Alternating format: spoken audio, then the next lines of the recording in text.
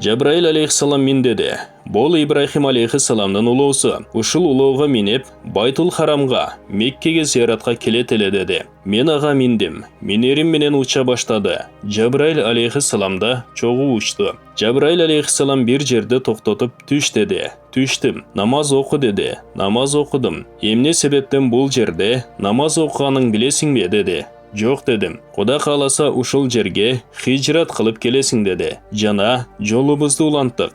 Жана ушул жерге да түшіп намаз оқы деді. Намаз оқыдым. Бұл жерде намаз оқығанын себебін білесің бе деді.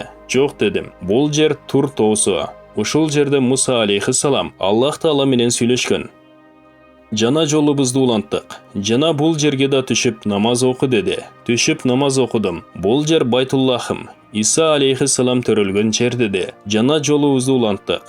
Байтул Мукаддасқа жеттік. Ал жерде периштелер асмандан түшіп бизди күтіп турушкан экен. Бизди күтіп алышты. Салам айтышып, ассаламу алейка я авалу я ахиру я хаширу деп. Жабраил алейхиссаламдан сурадым. Булар эмне деп салам айтып жатышат? Жабраил алейхиссалам айтты.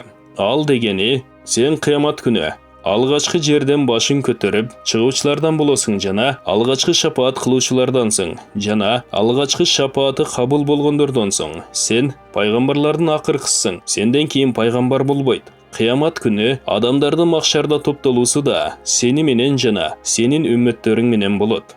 Ал жерден өтүп мечиттин эшигине бардык. Жабраил алейхиссалам мени бырактан түшүрүп быракты мурдагы пайгамбарлар улоолорун байлап жүргөн халкыга бейиштен чыккан жибек чүгөн менен байлады. Мен мечиттин эшигинен кирсем, мурдагы пайгамбарлардын арбагы олтурган экен. Идрис алейхиссалам, Нух алейхиссаламдан тартып Иса алейхиссаламга чейинки пайгамбарлардын бардыгын арбактарын Аллах Таала топтогон экен. Алар мага салам беришти. Жогордагы периштелер салам берген сыяктуу.